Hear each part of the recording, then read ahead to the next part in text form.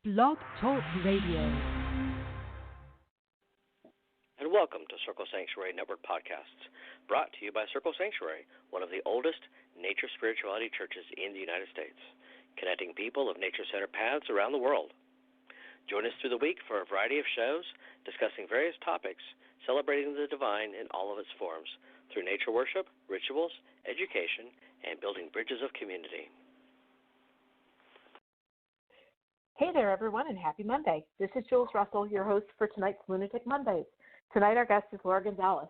Laura has been researching and teaching about Day of the Dead for the last 34 years and has lived this tradition as her core life passion from birth.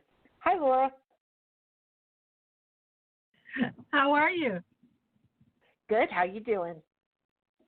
I'm feeling weird because my show has been kidnapped. Well, yeah, I'm good at that.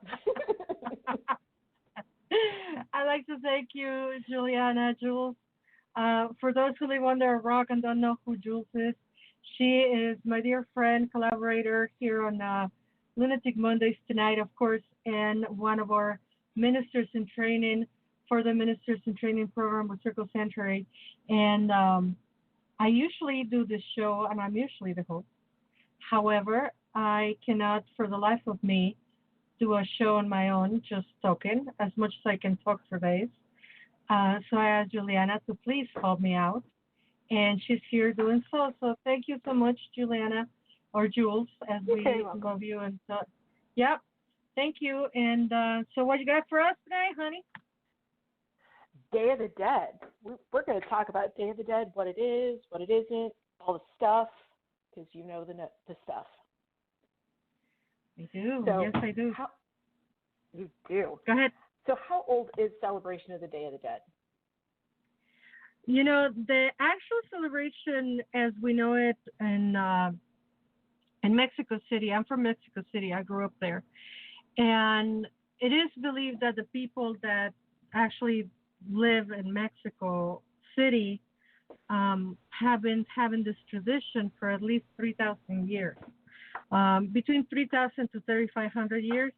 Now, you have to remember that the native peoples of the land have been there since the world is world, and we have other tribes or other peoples or other.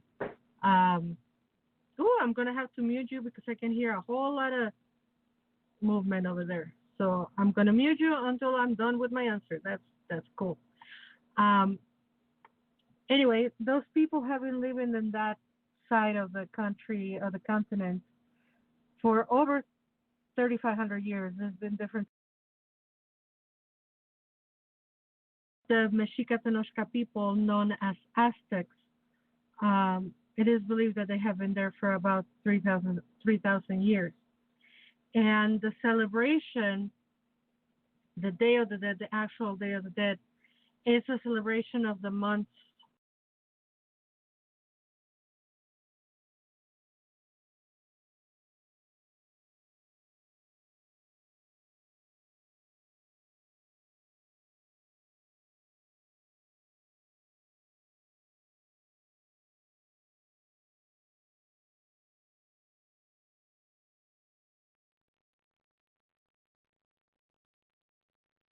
Hey there, Laura. You still with us?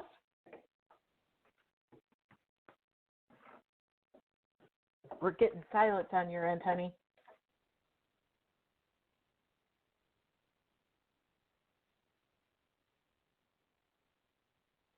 Okay, apparently Laura is having technical difficulties. I'm not sure if she's lost internet connection or telephone connectivity or what.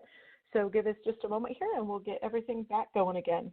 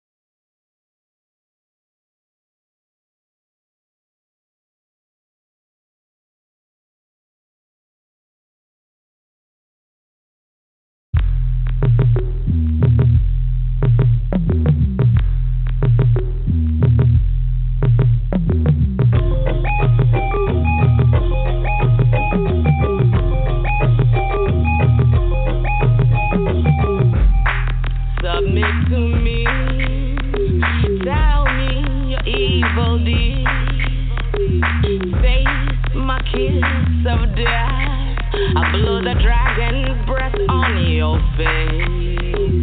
I go.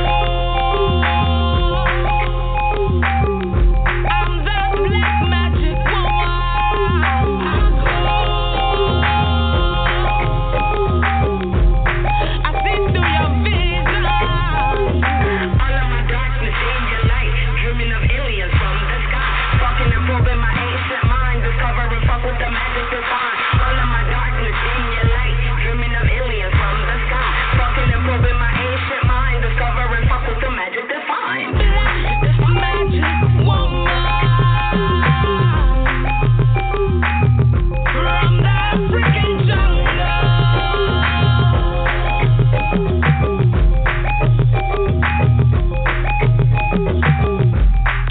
You're in a trance, darkness to birth your life. Just say my name, blow the dragon's breath on your face. I go. I'm the black magic woman. I go.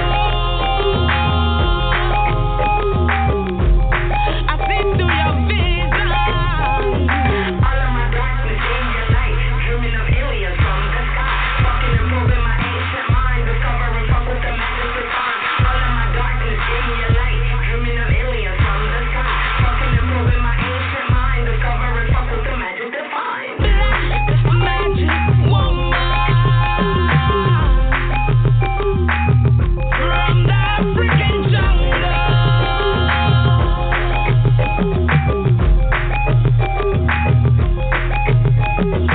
Whisper in the dark and say my name.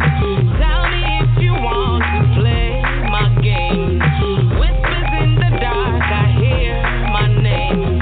I'll show you the light to save your day.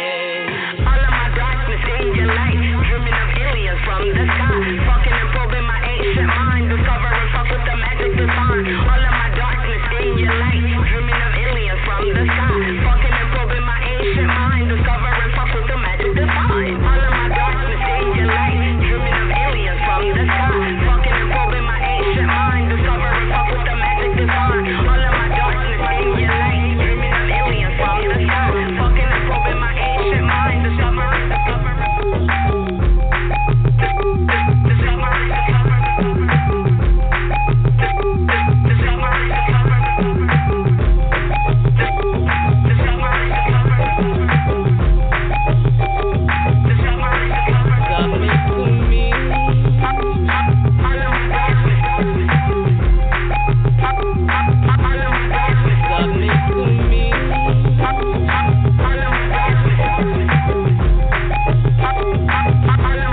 Submit to me. All of my darkness in your light, dreaming of aliens from the sky, fucking and probing my ancient mind, discover and fuck with the magic divine. All of my darkness in your light, dreaming of aliens from the sky, fucking and probing my ancient mind, discover and fuck with the magic divine. All of my darkness in your light, dreaming of aliens from the sky, fucking and probing my ancient mind, discover and fuck with the magic divine. All of my darkness in your light, dreaming of aliens from the sky, fucking and probing my ancient mind, discover and fuck with the magic divine.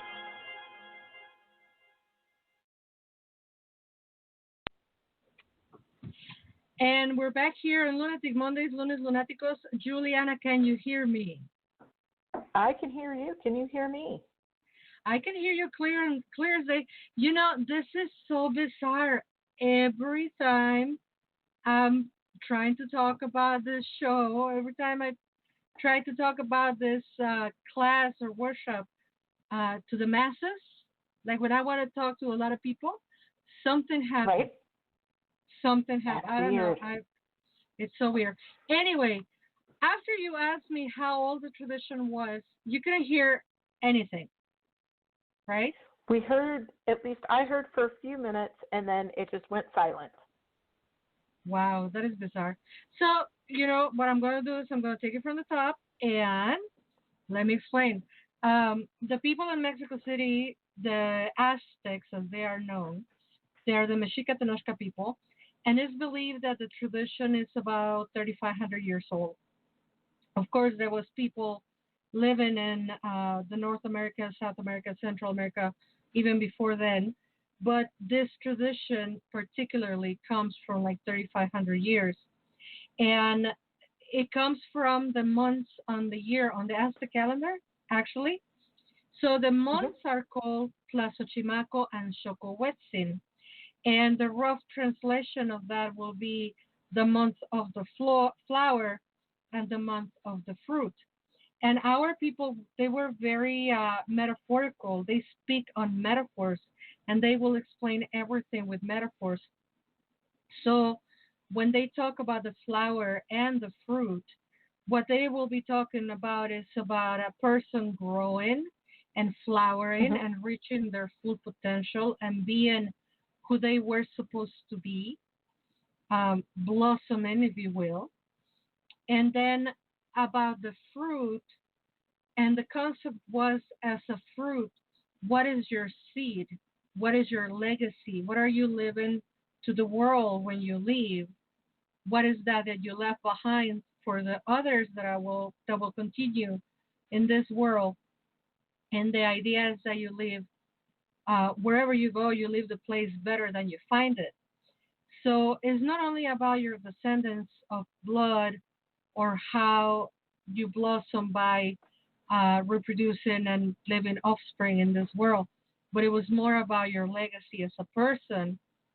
And so this process of dying and living and regenerating is explained with something that is called Mictlan. And of course, when the colonizers came, they see all these temples and all these figures with the skulls and the guts coming out of the bodies and skeletons, and they couldn't understand one thing. They thought they were demons, and they thought there were some evil stuff. And the truth is, so here's the biggest part of the metaphor. Mictlan is not a place, it is a state of being. And it roughly translates as dreaming or deep sleep dreaming, what we now know as REM, the rapid eye movement moments. And so it's a state of being.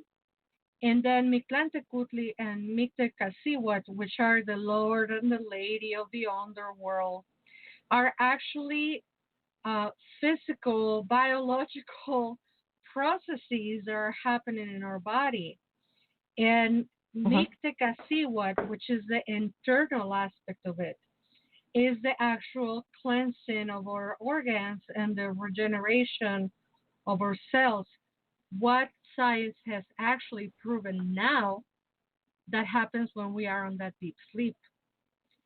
So the metaphor is we go to Mictlan and we wake up, and then we go to Mictlan and we wake up, and then we go to Mictlan, and eventually we will not wake up, and we will stay doing Mictlan. We will be on the eternal rest place. And the fact that they are depicted with skulls, the skull means rest, regenerate,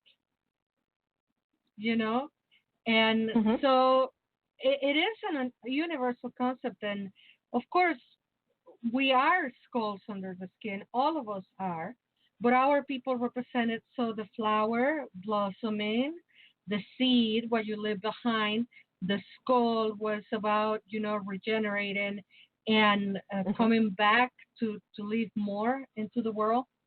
And if you look at the photo of this huge statue of Mictlantecutli that is in Mexico City, the heart is coming out of his ribs, but it looks like a flower that is blossoming.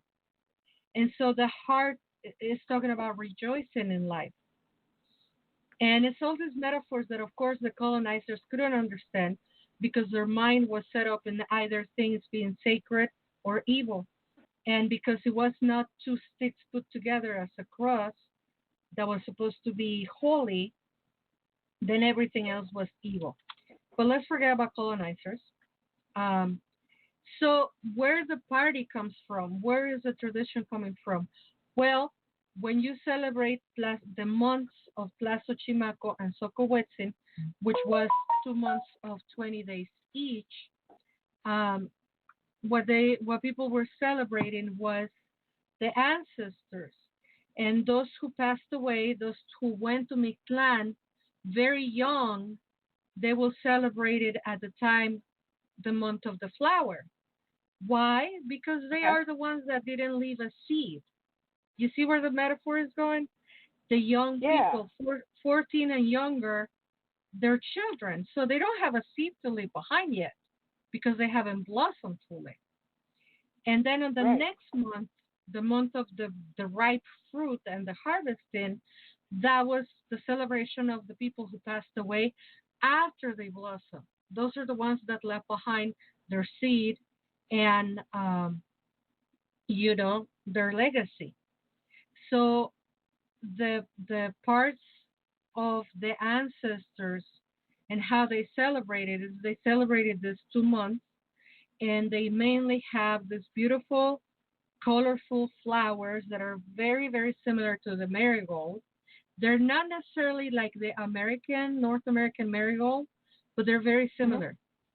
And what you used to see on the offerings back then, it was on the floor because it was all about dancing to honor the ancestors. And you'll Mm-hmm. have the flowers, you'll have the fruits, and you'll have the two statues of this god and goddess, or this processes of the body that the Americans, I'm sorry, not the Americans, the colonizers, believed that they were evil, but they were actually these depictions of skull showing skull people that are the representative of the eternal rest. And so you'll have those statues, flowers, and the fruit, and that was the very first celebrations that happened, and that was obviously thousands of years ago. Wow, that's really cool. I love the metaphors that are used in that. That blows my mind. So Yeah. you talked about the ancient people. How are the celebrations today similar to what was done back then, or have they changed as society's changed?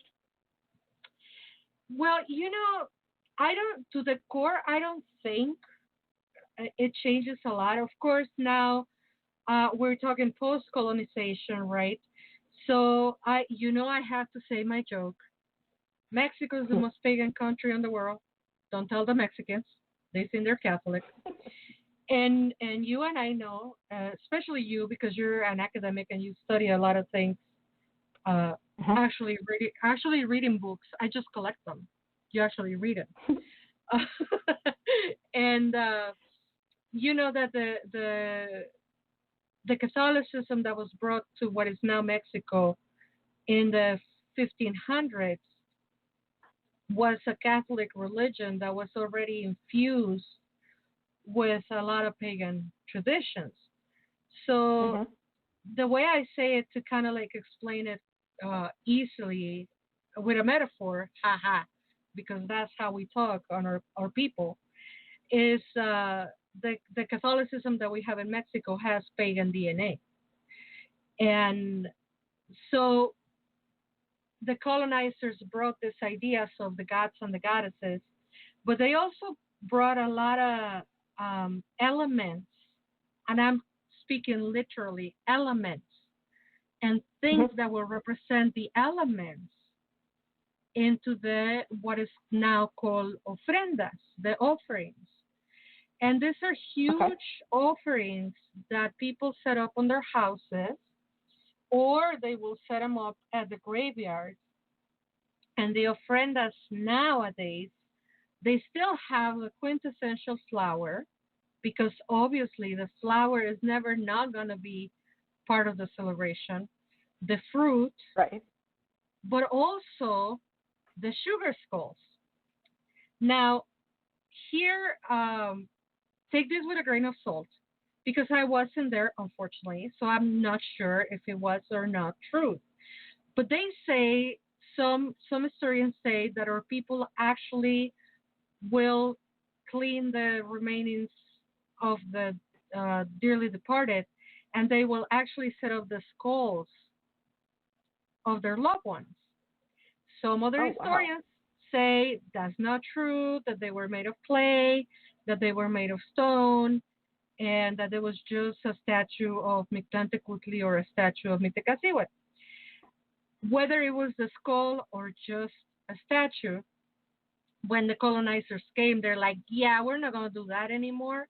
We have this nifty way of making of making candy with sugar. So why don't you all make your skulls with sugar? And that's where the sugar skull comes from. But it is still the sugar skull, a sacred representation of Mictlantecutli and Mictlancihuatl, whom are the embodied processes of what our bodies do, which is regenerate themselves and therefore keep living or not, which is part of a bigger metaphor that explains the process of life: birth, growth, death, regeneration, and life again. So the skulls are very sacred and they're very valuable. And even in Mexico, there are Mexican people who don't know that the skulls are actually tying us up to concepts of what the processes of the biology of our bodies, are doing when we go to sleep. But anyway, going back to this century, the Catholic influences of the colonizers, they were infused with paganism. So get a hold of this. They will have to have water to purify, to give drinks to the dearly departed, to have the dead souls come and wash themselves. They will have fire, these huge pillar candles, to purify and to represent the spark of life. They will have this beautiful cut paper flags to celebrate, and the flags will move with the air, and they will represent joy. And they will also move because, the souls are coming. And then you'll have the food made with grain and all this delicious traditional food that is made with stuff that comes from the ground that will represent the element of earth. So all four elements that are quintessentially tied up with magic and paganism are present at the offering because that was the influence from the colonizers. And of course, you have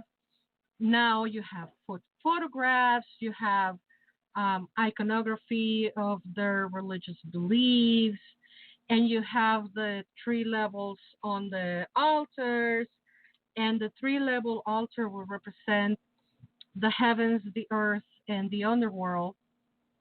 And there are some others that are much more elaborated, and I will not go into that many detail because this is a workshop that needs like 3 hours to explain it all.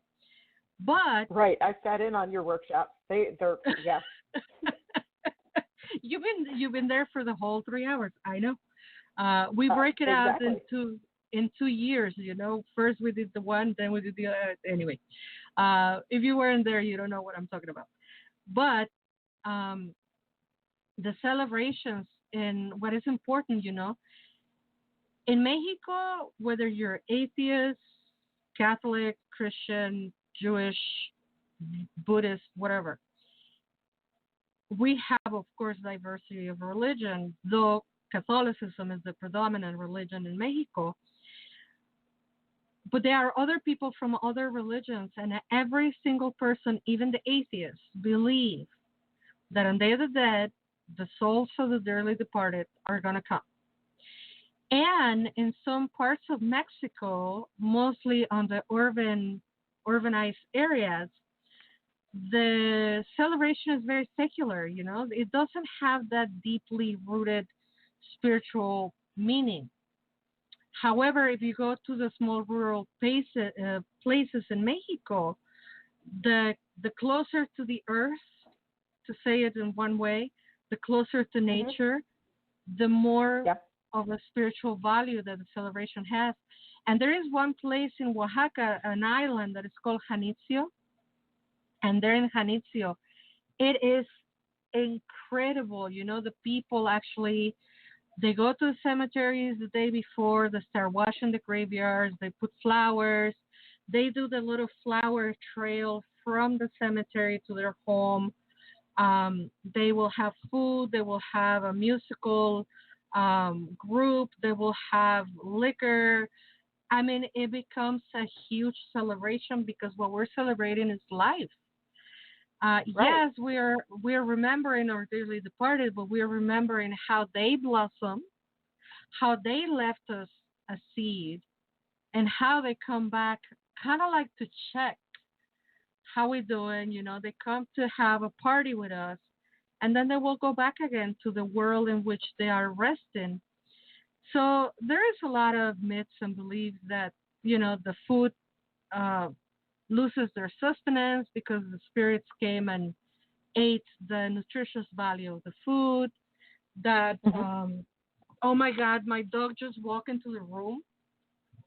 He opened the door. Hmm. He scared the crap out of me. Talking about spirits and the door opened by itself because this little doggy pushed it. Thank you, Uno.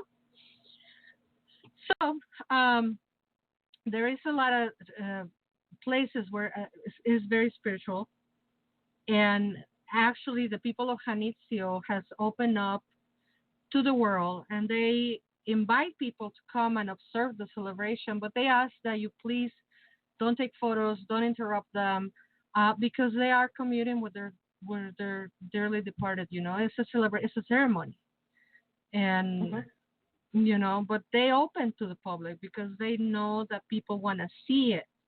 Um, but in Mexico City, you cannot do the trail of petals and flowers from a cemetery to your home because A is not safe, and B the cemetery is probably 5 miles away from where you live in the city where there's cars and avenues and highways and etc. So you cannot do it like that.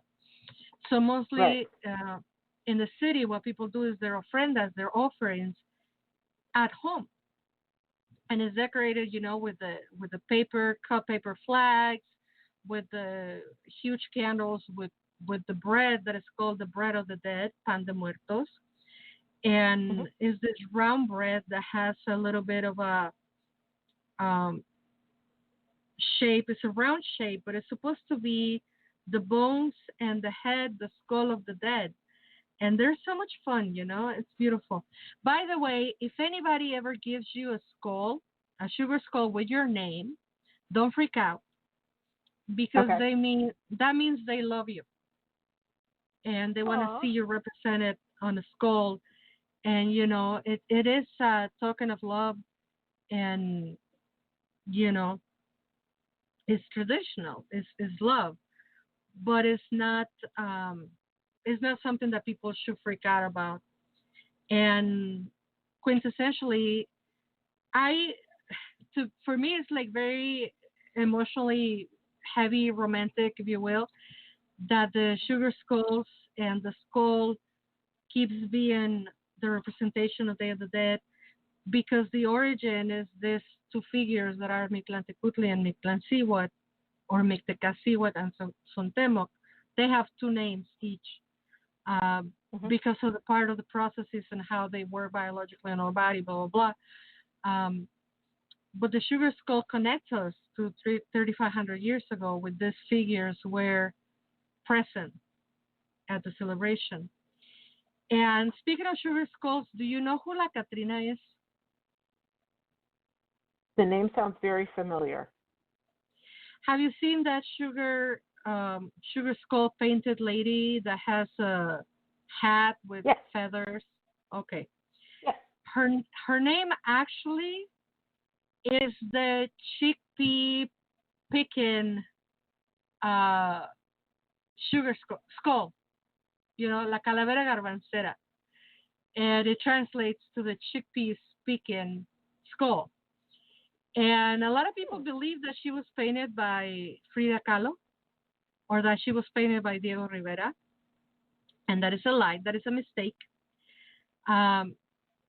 She is actually painting a sketch by the artist named Jose Guadalupe Posadas, and she's quite young. You know, when we're talking about the tradition being 3,500 years old, Right. she's she's not even, she's like 110. You know, she was painted between 1910 or 1913. They don't know exactly when she was painted, and so she's quite young. And she was painted just the neck and the skull, the face, and the hat. And she was an instrument of political satire. And Okay. there is, so not only we have the sugar skulls that we call calaveras, but we also have this satirical rhymes, these verses that they're supposed to be written on a funny way, but they began as a satirical, political, you know, ridiculizing the people of Mexico, because in those years, Mexico was trying to act as if we were French, because we have a emperor for like a minute or two, Maximiliano, you know, the emperor from France, and then he decided to paint this satire to make fun of the people who didn't have money to eat, but they want to dress, you know, on a French style. And the verses started as political satire. So you will talk about how so-and-so politician died of hunger, but, you know, is happy dancing on the underworld. And there's a whole lot more about tradition and the little sugar skulls and the flowers and the meanings and all that. But would you like to go? Would you like to go and listen to some music? Yeah. We're at the bottom of the hour. Let's listen to some music, and we'll be back. Cool. Let me find some music here to play. How about this sounds fitting. Louis Guru with Sacred Ashes, and we'll be back with more here on Lunatic Mondays.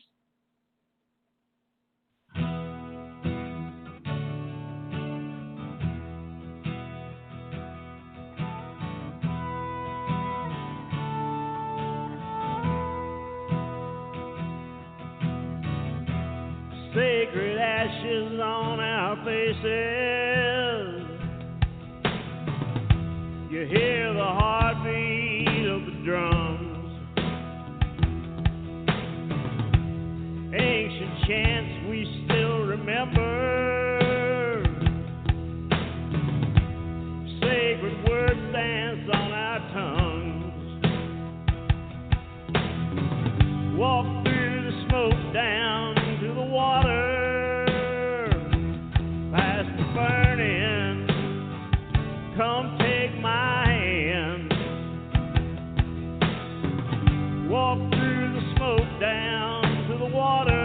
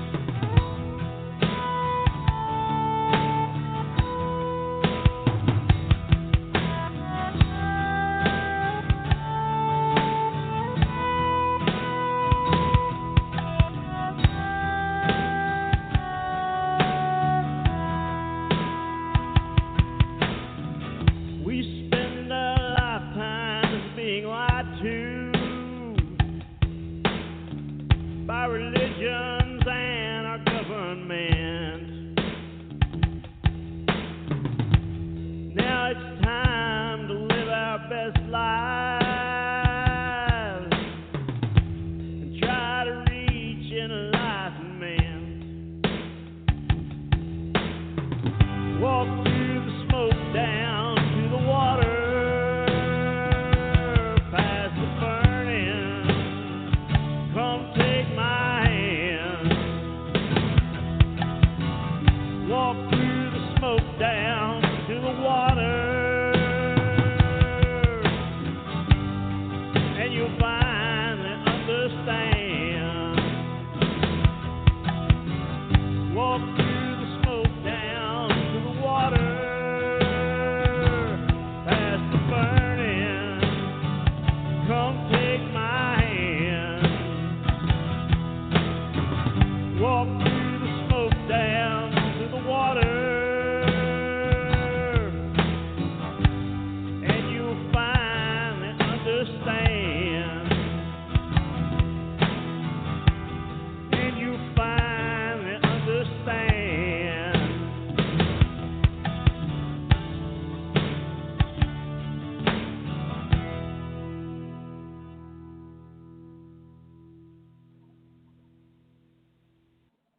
Hey, everybody. This is Jules Russell, and we're back on Lunatic Mondays. I'm talking to Laura Gonzalez tonight about Day of the Dead. And before we went to break there, we were talking about La Catrina. And Laura, what's the relationship between Frida Kahlo and her? You know, actually, other than she was a great fan of the work of Jose Guadalupe Posadas, and I think she got very inspired for, you know, this iconography with the skulls and skeletons and Day of the Dead. Of course, is ingrained on every Mexican's mind, and the aesthetics are beautiful and quintessentially Mexican. And I think Frida was very, very inspired by Posadas, but she did not paint La Catrina. What happened is Diego Rivera, her husband, reimagined La Catrina, and he painted her on a huge mural in Mexico City. And he is the one that painted her with a body. So he is the one that gave her this feather boa stole and having the actual face and tail of a snake, you know, an homage to Quetzalcoatl and our Aztec culture. And they are very close painted together on that mural. So you can see Jose Guadalupe Posadas and La Catrina, and right next to them you can see Frida Kahlo painted holding the hand of a young Diego Rivera because he painted himself as a child. And then Frida, in a lot of her paintings, she uses skulls and skeletons, and they all remind us of La Catrina, of course, because they are very quintessential of the Mexican culture. But she didn't paint it; she just loved it. I think she liked Day of the Dead and skulls. She probably liked it a little bit less than I do, because, you know, I'm the craziest one person that I know about Day of the Dead. So I know I've seen Frida your Kahlo. house. Yeah. I think Frida was very close second, in love with Day of the Dead, you know, like right behind me. And it's an homage to the culture, I think, but she did not paint La Catrina. And it's important that we give credit to Jose Guadalupe Posadas because he is the one who created it. And speaking of you know, the skulls, it's so funny because kids now, and that is also a newish tradition, you know, like about 100 years old or so, especially in urban settings. Kids go around asking for their calaverita, so their little skull. And it's very similar to trick-or-treating, though there is no trick part of it. The kids just knock on the door and they ask for candy.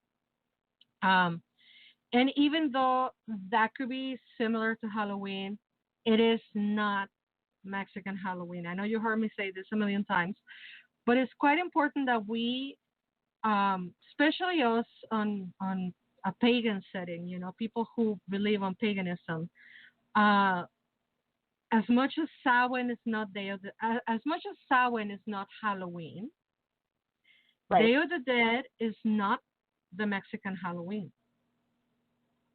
What happened is the colonizers tried to do with Day of the Dead the same they did with Samhain, and they tried to eradicate the holiday, and they move it to All Saints Day and All Souls Day, and in trying to eradicate the holiday, they make it bigger. Kind of like the same that happened with Samhain. They tried to eradicate Samhain, and they make it into All Hallows Eve, and we all know how that didn't work out either. So I think the Right. Catholics should stop trying to eradicate pagan holidays because they just make them bigger. But it's not Mexican Halloween, you know. Cool. Yep. So I'm sure many of the listeners have watched the movie Coco, and I know you've Yep. seen it because we've talked about it. Did you Yeah. like Coco, and what do you think about the commercialization of the idea of Day of the Dead? Girl.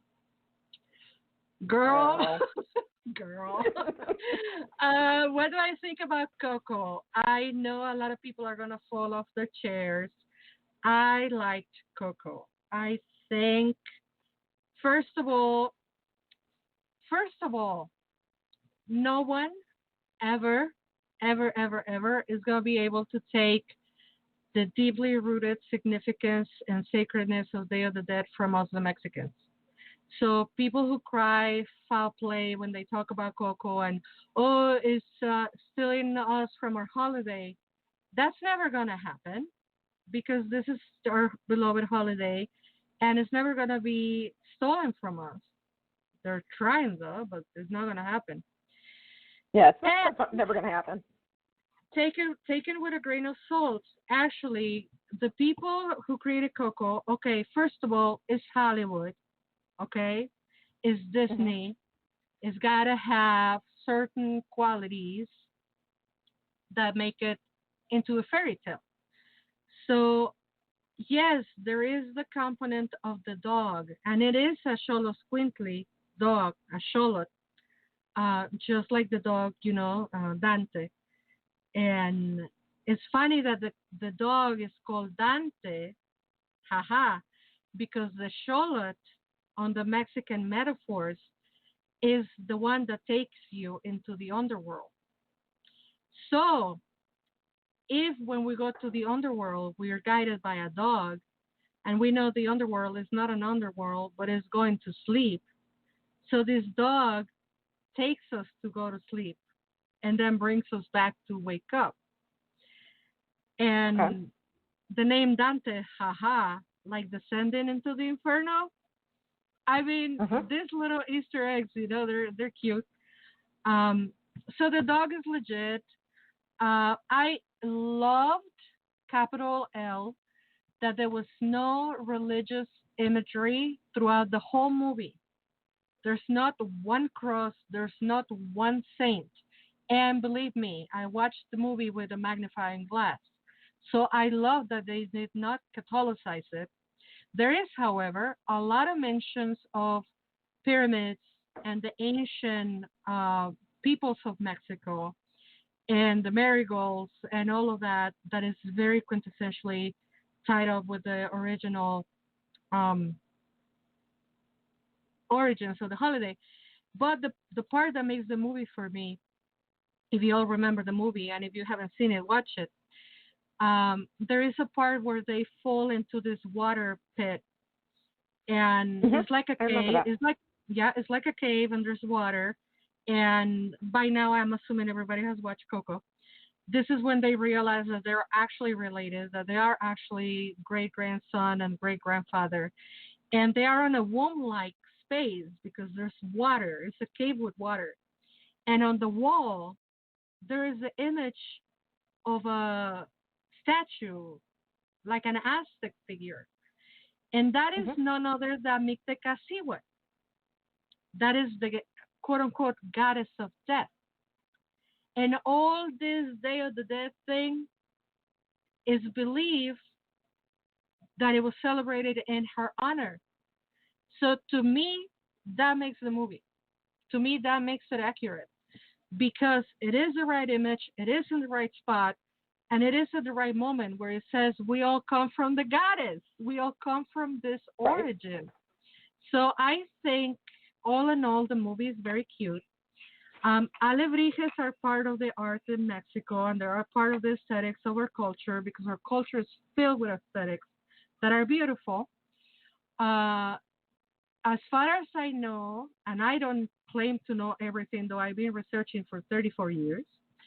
As far as I know, the alebrijes, the wonderful statues that are colorful and have wings and fangs and are a combination of different animals, I don't think they are related to Day of the Dead. However, there's something very funny that is happening in Mexico, Okay. specifically in Mexico City. We are actually buying back this commercializing of the holiday. And so for the last 3 years, I think, or four maybe, there has been a parade that happens the weekend before Day of the Dead. And people are marching with faces of sugar skulls, dressed as Catrinas. And the last march that happened last weekend, and this is fresh information, they have alebrijes at the march. So even if it wasn't related, now it is. And you know, Jules, when people ask me, when are you going to write the book about Day of the Dead? I'm like, I can't. I cannot write a book of something that keeps evolving every year. Every year there's something new that gets added to the tradition. So it's like piling up. It's like the biggest onion in the world that just keeps growing layers and layers and layers. So you can try to understand the holiday, and I can try to the best of my knowledge. I can try to share that concept with all of y'all, but there is no way to finish because now the alebrijes, at least in Mexico City, they're tied them up with the Day of the Dead. Maybe there is one state or one little town where they are part of the tradition and I just don't know it. But as far as I know, they were not related to Day of the Dead. Another thing that is very not related to Day of the Dead, and I cannot not do a show about it without mentioning this awful, ridiculously violent thing that I have seen American pagans saying is the goddess of death, is the dark goddess, etc. It's called Santa Muerte.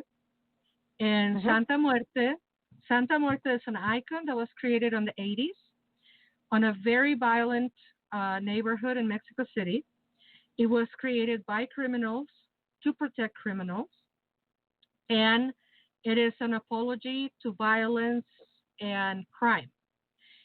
And as a priestess of the goddess, I have to tell people, a dark goddess will never be an apology of violence and crime, especially when this violence and crime is targeted towards women, just because they are women. So let's make sure that things that we do are congruent. And I have had Americans whom are not Mexican, whom are not people of color, coming to me and tell me, oh, but I read the book of Mr. Schwartz or Mr. Smith or whatever, and I have to reply with, I grew up 10 miles from the neighborhood where this icon was created. I know the bitch. We grew up together. I know who she is. She's not the Day of the Dead goddess. She is not Mictlantecuhtli. Pardon me for swearing.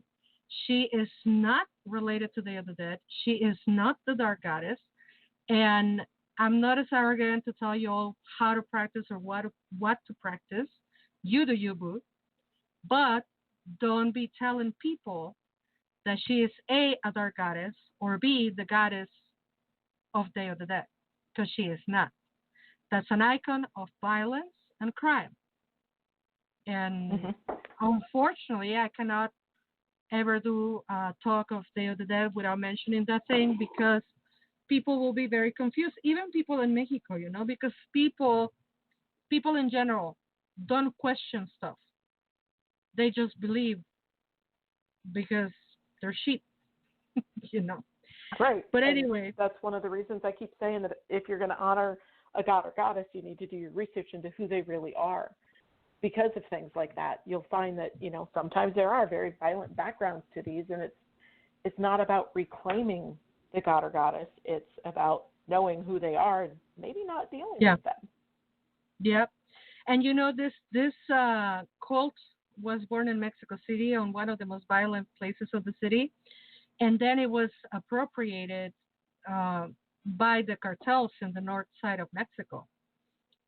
So all these feminicides that are happening on the border fill the blank. But anyway. Wow. Yeah. So when they say the Aztecs sacrifice people, I will say no. The Aztecs did not sacrifice people. The actual sacrifice is happening now. And you are not going to find that on a book. You are not going to find that on a book for obvious reasons. Right. But going back to not yet more pleasant things, you asked me about commercializing.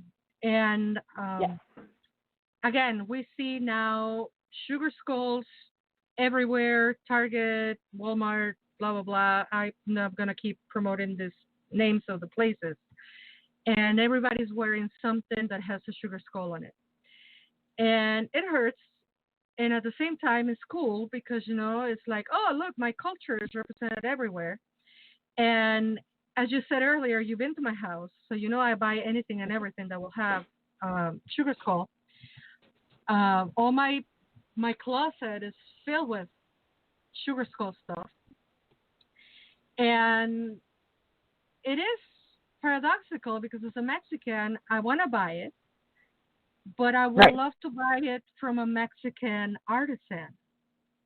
It's like when the doll made by this huge conglomerate of dolls that makes also the Barbie doll and all of that, they came out with this sugar skull Barbie, and I'm like, you can buy anything Day of the Dead memorabilia done by a Mexican artisan. Shake a tree, you will find a Mexican artisan, believe me. We're everywhere. So buy stuff by Mexicans from Mexicans, because the appropriation of things is utilizing the culture for your own gain, and a lot of the times it's for monetary gain, and without recognizing the context or the struggle. And it is really disgusting to me to see all these Americans loving the culture and slapping on themselves everything Day of the Dead, from socks to underwear to bandanas to etc., and being okay with our people, our children, being kept in cages. Yeah. So yeah, they don't see the disconnect. Yeah, you cannot dissociate that much. Come on, people. Especially our pagan people. But Exactly. going back into nicer things, being recognized and being appreciated is something that is wonderful. And I will always say that the cure to appropriation is through appreciation, through education. And if you're listening to this show, you're getting yourself educated, Absolutely. And I want to comment with you that it's a tradition that, and if you don't believe me, Google this stuff. Vanilla, chocolate, tomatoes, from Mexico to the world. The words tamal, tortilla, taco, from the Nahuatl language of our native people. Did you know you speak Nahuatl? You do every time you say taco, tortilla, tostada, tomate, chocolate. Yeah, I did not know that. Yeah, those are Nahuatl. Every time I talk to you, I learn something new. That's those awesome. are Nahuatl. Those are Nahuatl words, and those are Mexican fruits and vegetables that they came from Mexico and they were taken to Europe. And people think like, oh no, chocolate comes from Sweden. No, honey, it comes from Mexico.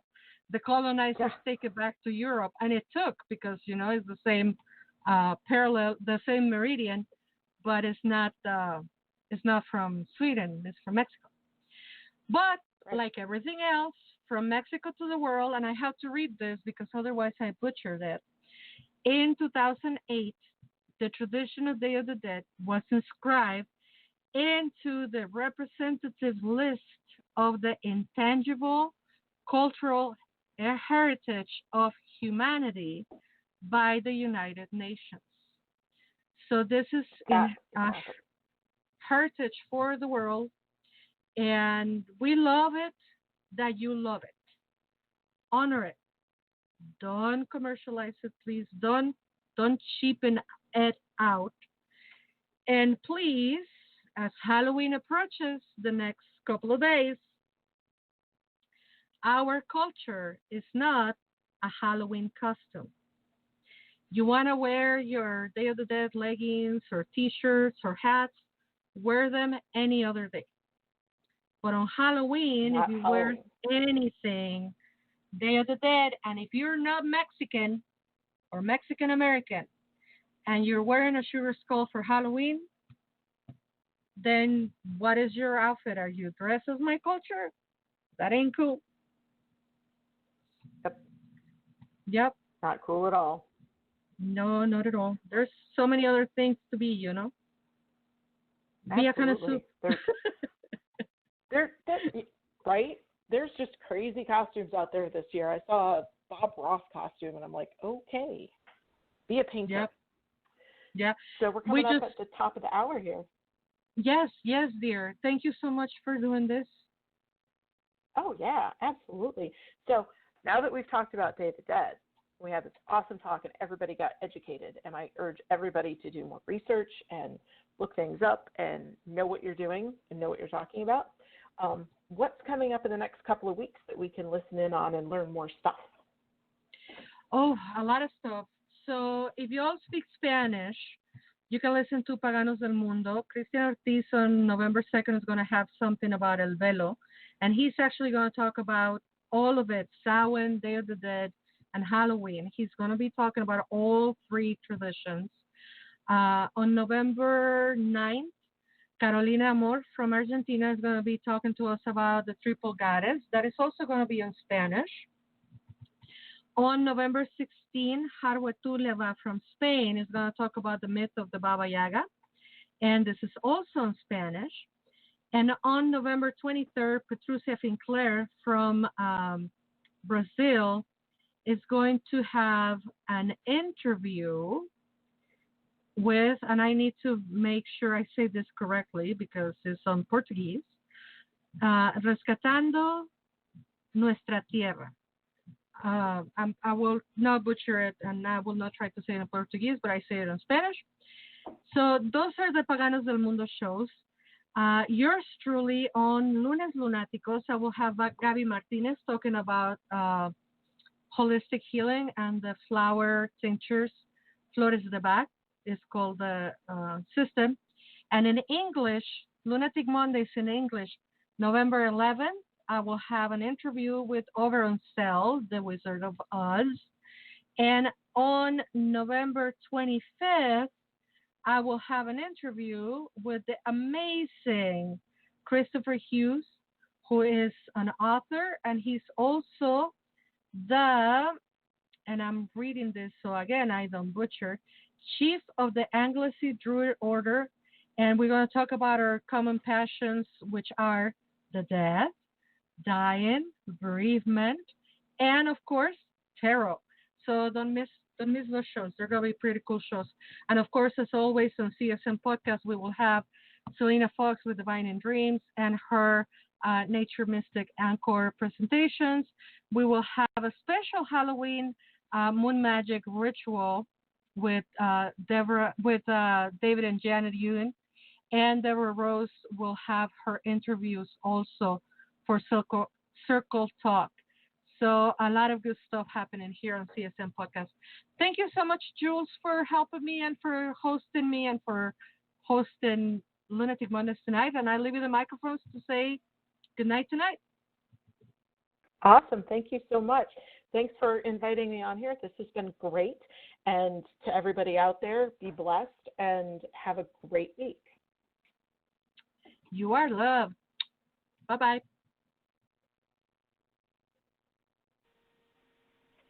And thank you for joining us on the Circle Sanctuary Network podcasts, presented by Circle Sanctuary and produced for all who follow the Nature Center paths. Join us here throughout the week for various programming connecting the community around the world. And please don't forget to watch for updates on the Circle Sanctuary website at www.circlesanctuary.org. And follow us on Facebook at facebook.com/CSN podcasts. We can also be found on your favorite podcast hosting sites, such as iTunes, Stitcher, Spotify, and others. And until next time, many blessings.